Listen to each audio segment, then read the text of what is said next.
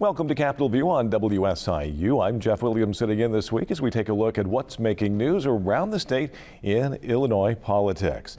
Well, Illinois' March primary election is less than a week away. We'll check in on some of the top ticket races in the state. Also, another legislative deadline is coming up in the Illinois Senate as the spring legislative session rolls along. We'll take a closer look at those stories and I'm sure a few more this week on Capitol View. To help lead our discussion are Dan Petrella, political writer for the Chicago Tribune, and Jason Piscia, director of the Public Affairs Reporting Program at the University of Illinois Springfield and a former State House reporter. Welcome back to the program. Good to see you both today. Good to be here. All right, well, Illinois' March 17th primary election is on Tuesday, and if my mailbox or your mailbox is any indication, all these last-minute campaigns are in high gear.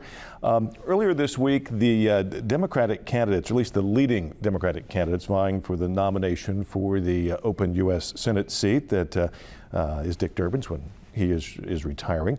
They met in their final debate before the election. It was hosted by WTTW Chicago Tonight. Dan, I believe you covered that debate. How would you assess the candidates in their kind of final public performance leading up to the election? Yes, it was very interesting because I was there for the first one they did back in February, I believe it was, and I was there for this final one, and they very much stuck to the same script throughout all of these televised forums and debates that they've done. Really the candidates' positions on the issues are, there are differences among them. I'll take the issue of the minimum wage, for example, which they didn't actually get into very much in this debate, but Juliana Stratton, the lieutenant governor, wants to raise it to $25 right away, and Congressman Raja Krishnamurthy and Congresswoman Kelly want to raise it, but only to $17 over time. So really, it's a matter of differences of policy on some of those issues that are significant, but not really necessarily substantial, or don't differentiate them, in extreme ways.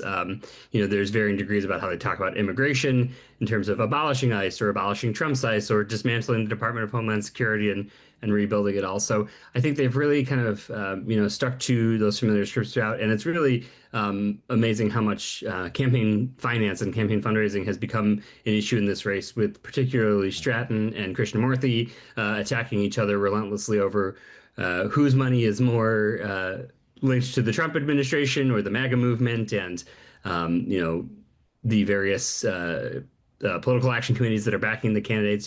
Governor Pritzker has put $5 million into a super PAC that's backing Stratton, and now Krishnamurthy supporters are paying through ads through these other PACs, and so it's really become a sort of a bloody back and forth.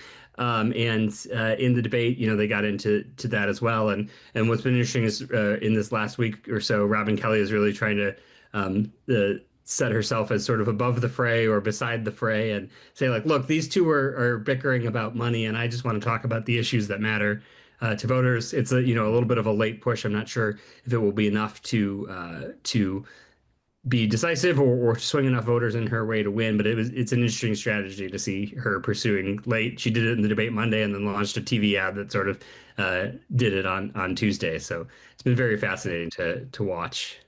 Yeah, as you mentioned, the three leading candidates more or less kind of staked out their ground in that first debate, and again, kind of carrying through.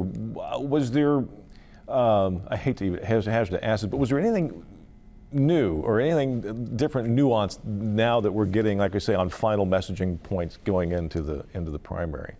Yeah, other than Kelly sort of, as I said, sort of trying to set herself as aside from this fighting about money, I think the issue of the fairly new but ongoing war in Iran is one that was not on the table at the beginning of this race. And I think that just goes to show in politics, you never know what events are going to happen, what geopolitical occurrences that are going to shape the race. The discussion there was over future funding for an ongoing war. Both Kelly and Stratton said in the debate that they wouldn't vote for future supplemental funding for a war in Iran. Krishnamurthy didn't quite say that, but he also pointed to the fact that he voted for the War Powers Resolution that would have ended the fighting, which was narrowly defeated in the House. And he also has called for opening the Strategic Petroleum Reserve to help combat gas prices. So that was kind of interesting. That's sort of a late breaking issue in the race, and I'm not sure one that's going to be decisive for voters, but interesting to see how these unexpected events can work their way into the discussion late in an election cycle. Yeah. And then a There, couple other points I wanted to on this race, just the amazing amount of money being spent. I saw a stat I think I read in the paper this morning. There have been more than $50 million worth of ads from the candidates themselves and PACs putting money in TV ads for this Senate race. And as you might predict, a lot of that, almost three-quarters of it, has been spent by Raja or pro-Raja forces. He's been on TV since last summer, so that makes sense. A lot of money moving around. And then the other point I think that got some play this week was the fact that pro-Krishnamurti forces have been putting money towards pro-Robin Kelly ads to try to prop up her campaign. If you look at the polls, it's Stratton and Krishnamurti sort of neck and neck. Kelly is sort of third place, very solidly third place. So the thought is there for Krishnamurti to prop up Kelly's campaign a bit and maybe siphon some votes away from Stratton to give him an advantage. So we'll have to see how that works out. yeah, there's been, what did I read? Like $15 million or so spent in this primary so far by those three leading Democratic candidates there. There are, seven other Democratic candidates officially in the race. Have any of them made any headway that may have any impact on the top three and how the votes may scatter on Tuesday? I think it's been really hard for the others to break through just because of the amount of money that has been raised and spent by the sort of top tier candidates and their supporters. Congressman Krishnamurti started 2025 with $17.1 million in his congressional campaign fund before he declared his intention to run for the Senate. The rest of the Illinois congressional delegation, the other 16 members, had a combined $17.4 million at that time, which just shows you, the amount of money that he was stockpiling for this race. And he's gone on to raise a total of, I believe it is $30.5 million. He's the second highest fundraising federal candidate anywhere in the country that's on the ballot this year. So it's really hard, when you have that, and then you have a two-term lieutenant governor who's backed by her billionaire two-time running mate, for folks to really break through and get attention to voters. I mean, it'll be interesting to see if anybody polls in the high single digits or anything like that and really affects the outcome. I'm not sure that that's going to happen, but any votes that go to one of those other candidates is a vote that doesn't go to one of the top three. So it could, depending on whether there's any significant share that goes to any of those folks, affect the outcome. Mm-hmm. On the GOP side, there are 6 candidates officially vying for the nomination. At this point, either Dan or Jason, are former Republican Party Chair Don Tracy and Chicago Attorney Jeannie Evans, would they be considered the front runners on the Republican side of this ticket? I would think so. There's not been a lot of good polling really in either of these races, but Tracy has some name recognition, like you said, from running for statewide office before, from being, especially in a primary, from being chair of the Republican Party.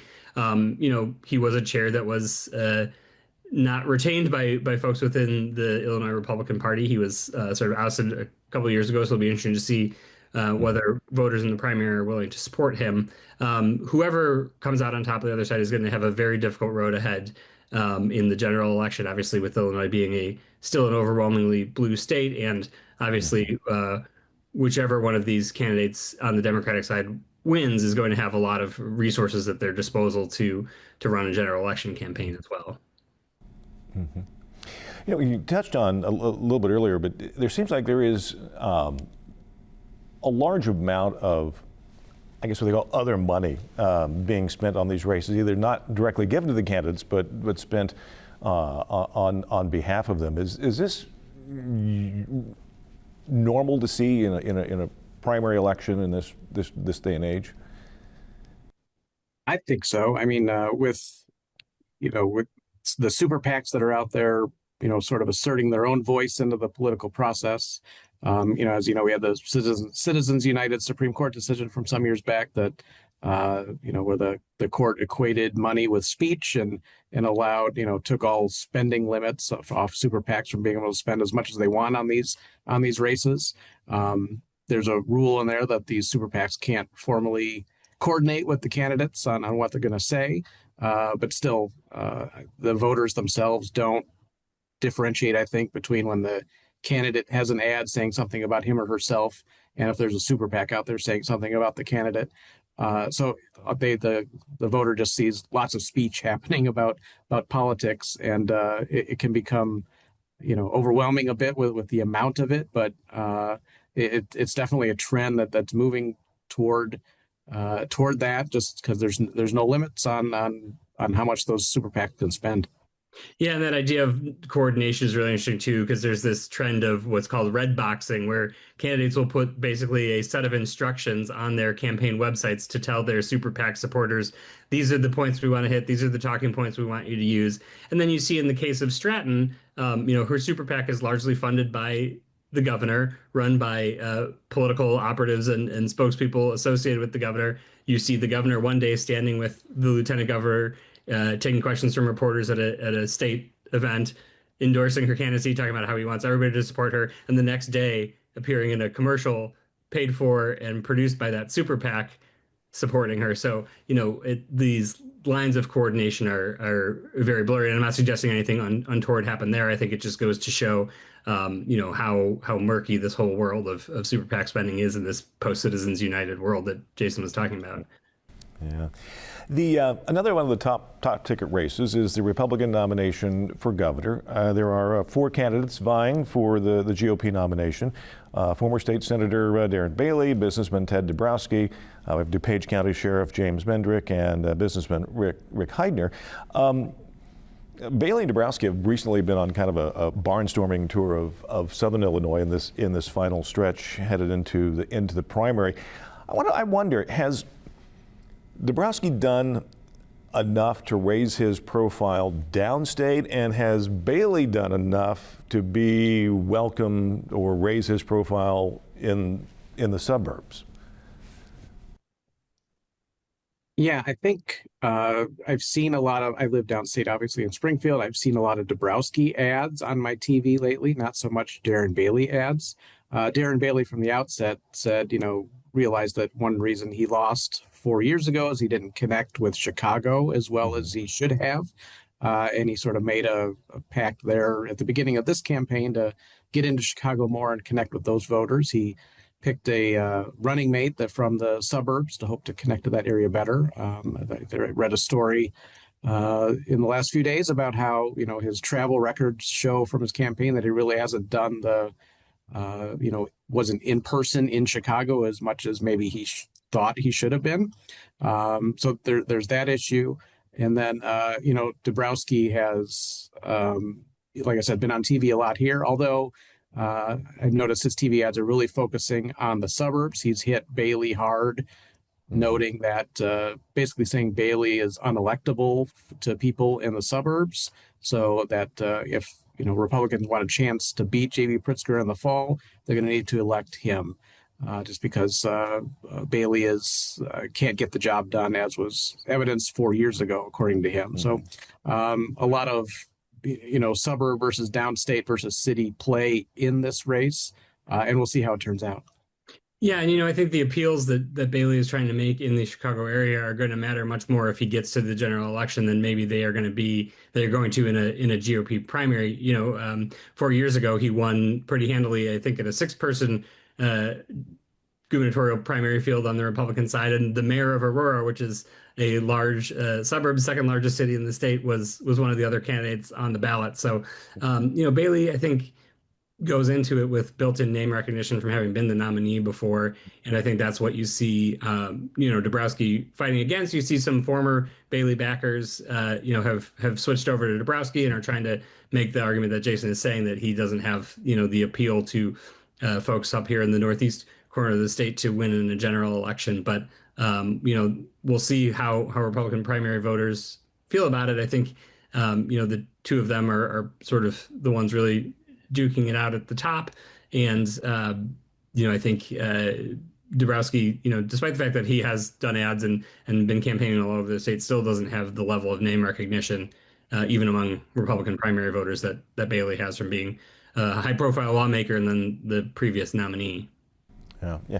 Dan, do the other two candidates have I would assume would have a little more name recognition in the northern part of the state? I would think that folks in DuPage County have our familiarity with Sheriff Mendrick, but neither he nor Heidner have really run much of a robust campaign. It's Heidner got into the game very late. Mendrick was actually the first one, I think, to declare his candidacy, but neither of them have really run the type of campaign that I would think would be necessary to win in the statewide primary. Voters may surprise us; they sometimes do. But I think my colleague Rick Pearson had a story in the paper this past Sunday about just the lack of big money on the Republican side, which is kind of a contrast to what we're talking about in the U.S. Senate race. But 4 years ago, we saw $50 million from Ken Griffin backing Richard Irvin in the GOP primary. We saw money from Richard Uihlein that was helping Bailey, and we're not really seeing any of that this time around. So it'll be interesting to see. I doubt we'll see a late flood of money from any of those big donors, and it'll be interesting to see if any of them or others like them line up behind whoever the nominee is on March 18th. Yeah. I will note, as much as I'm seeing Dabrowski ads down here, I'm seeing just as many, if not more, ads for J.B. Pritzker himself. He's already looking ahead to the fall election and sort of skipping over this whole primary. Obviously he can, since he's unopposed in the primary, but he's already, setting the stage for his accomplishments as governor and how he can help for another 4 years, potentially, if he does all 4 years. Yeah, yeah. One of the other races I wanted to touch on, it seems that the race for the Democratic nomination for state controller is heating up, at least a little bit. State Representative Margaret Crook has been endorsed by the governor, while outgoing controller Susana Mendoza has endorsed Lake County Treasurer Holly Kim. And then also in the mix are State Senator Karina Villa and State Representative Stephanie Kifowith. Either one of you, what's your assessment of this race headed into the primary?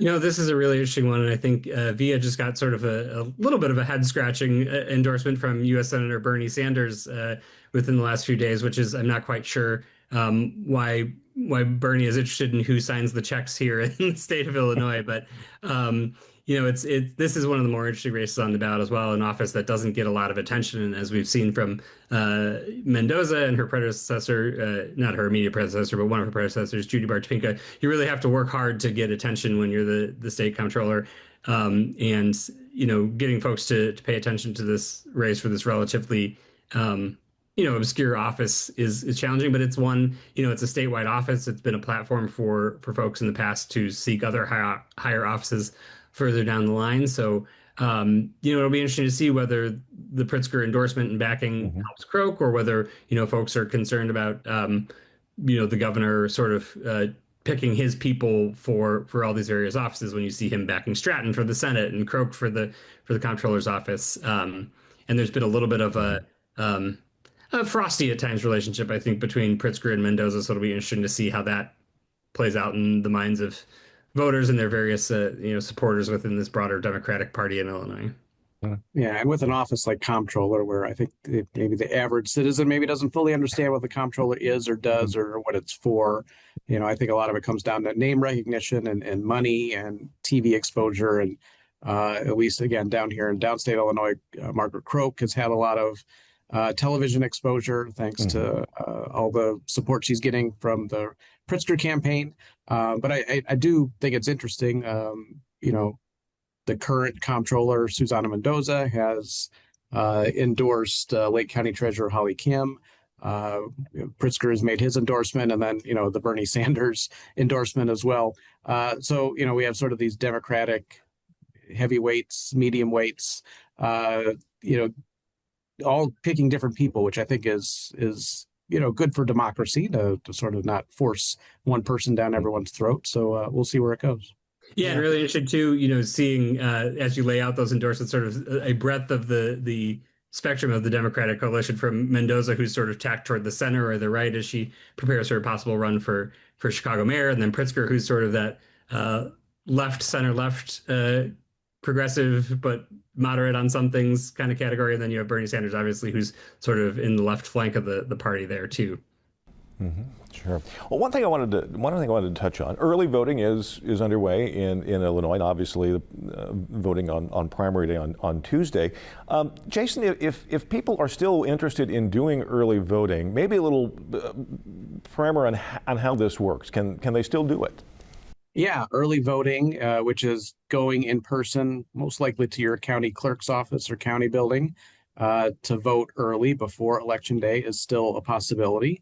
Many of the county clerk's office will be open this weekend for extended hours.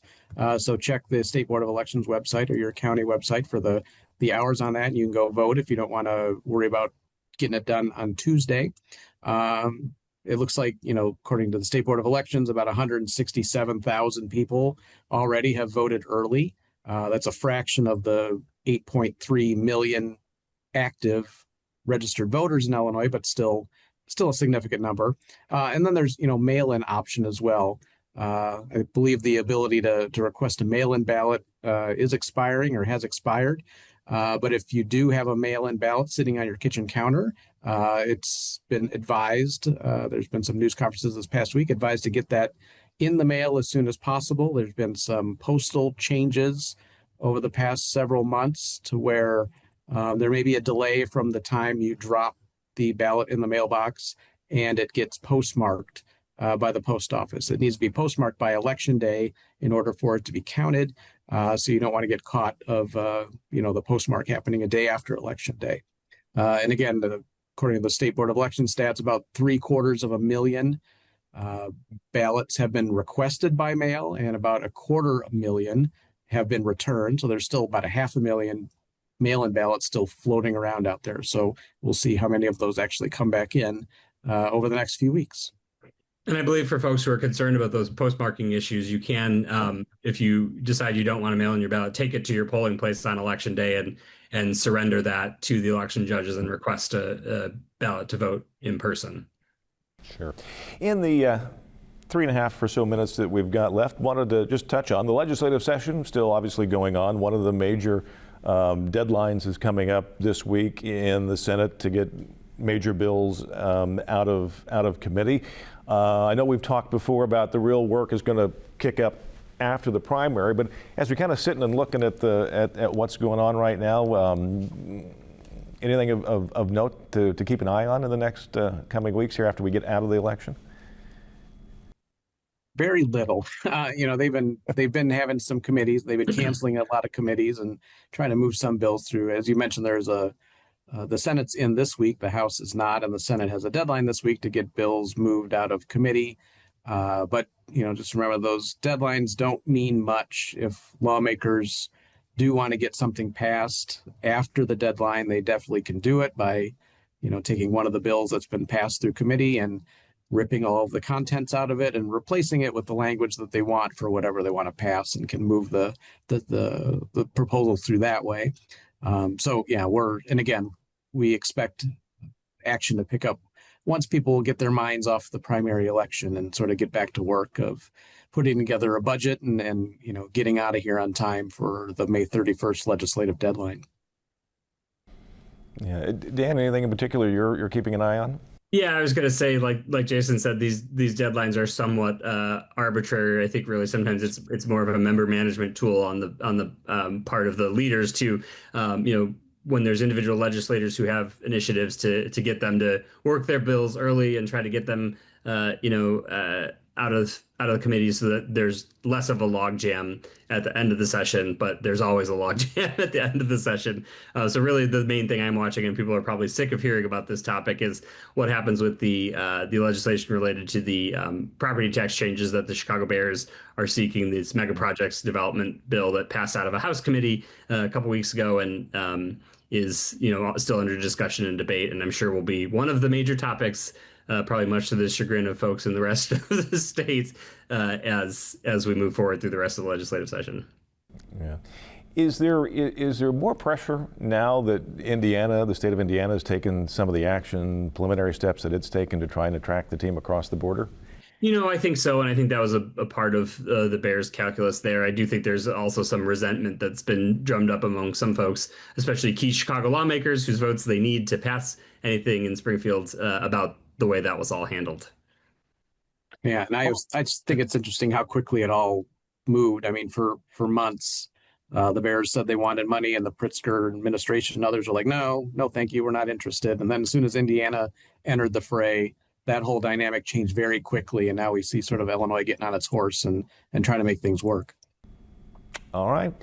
Gentlemen, we are out of time for this week's edition of Capitol View. Dan Petrella with the Chicago Tribune and Jason Piscia, Director of the Public Affairs Reporting Program at the University of Illinois Springfield. Thank you both for joining us this week. And I'm Jeff Williams. Thank you for watching Capitol View this week. Remind you to go out and vote. Have a good week.